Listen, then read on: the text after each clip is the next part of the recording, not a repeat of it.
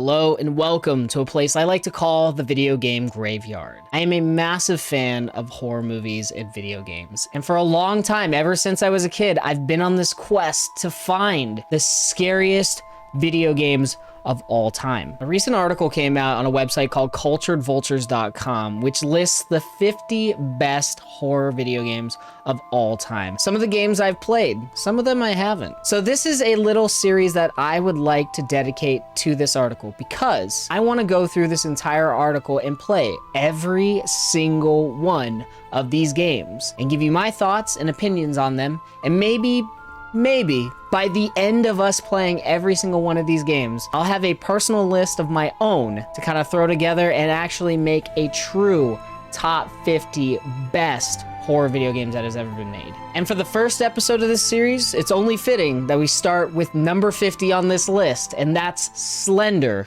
The Arrival.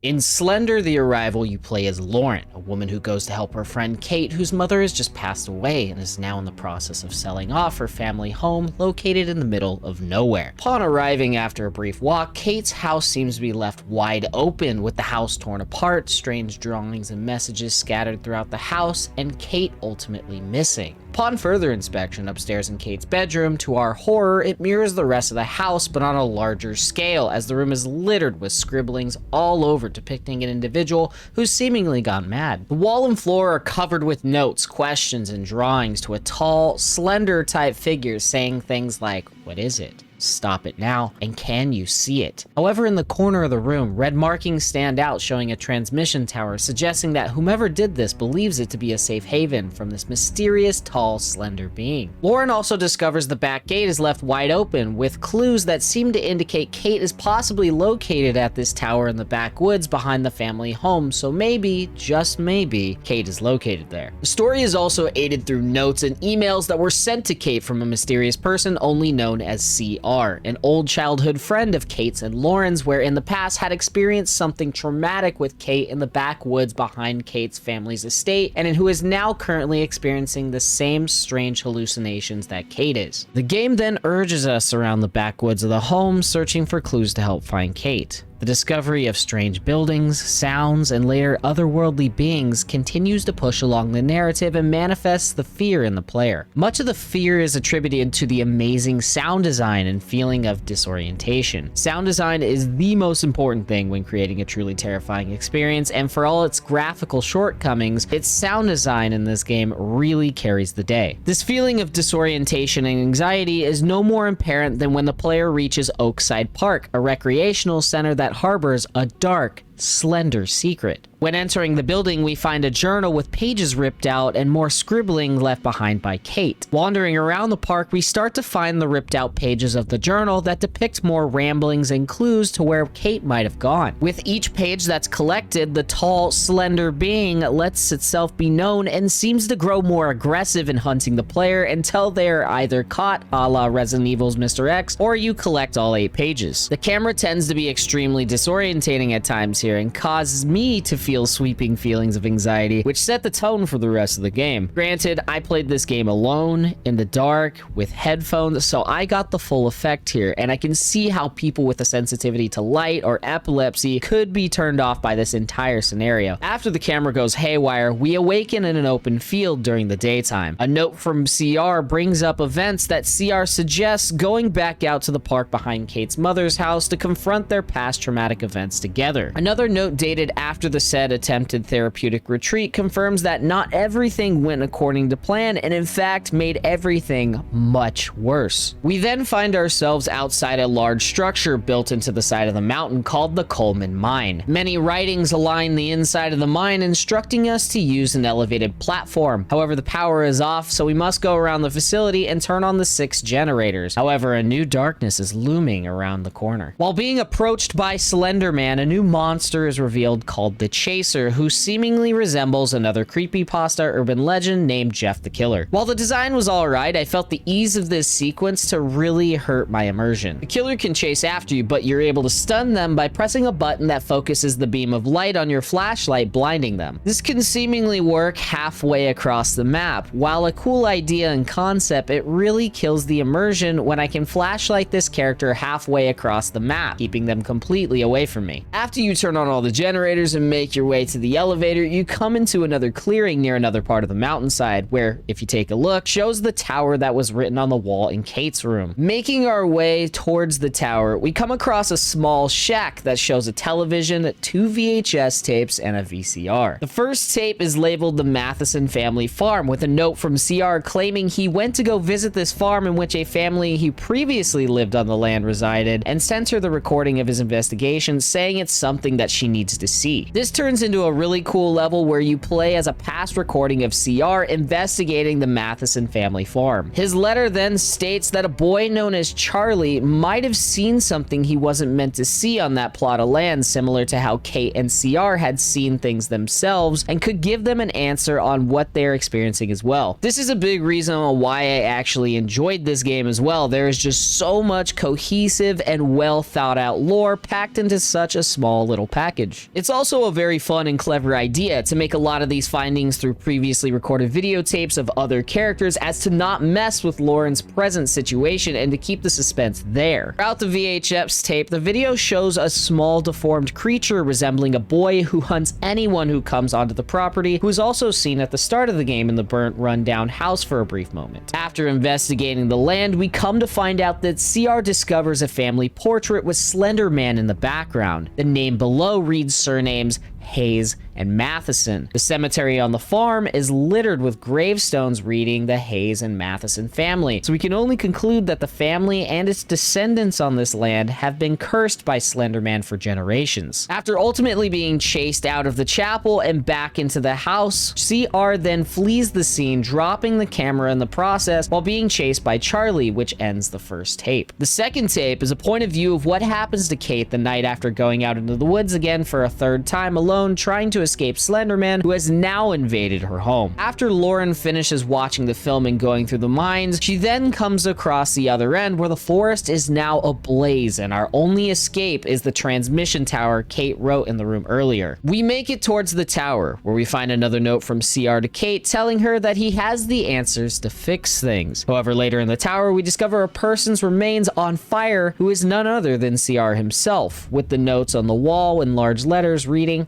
"I failed you." On the floor is a video camera where this audio plays.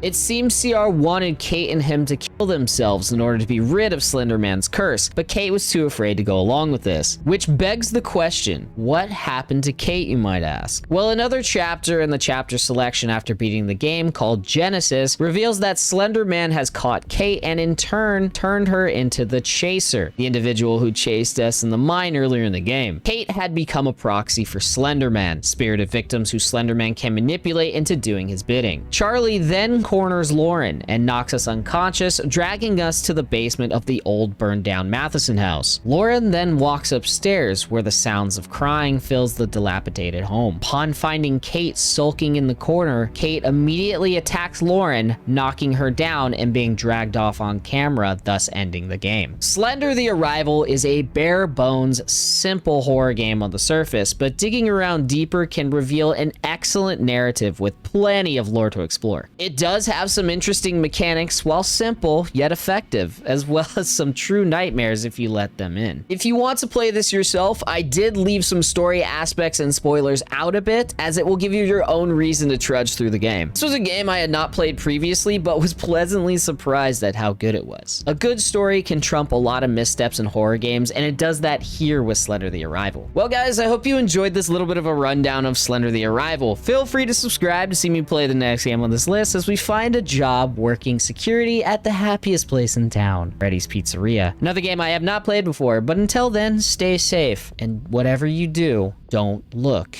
at Slenderman. My name's Haunter, and this was episode 1, Video Game Graveyard.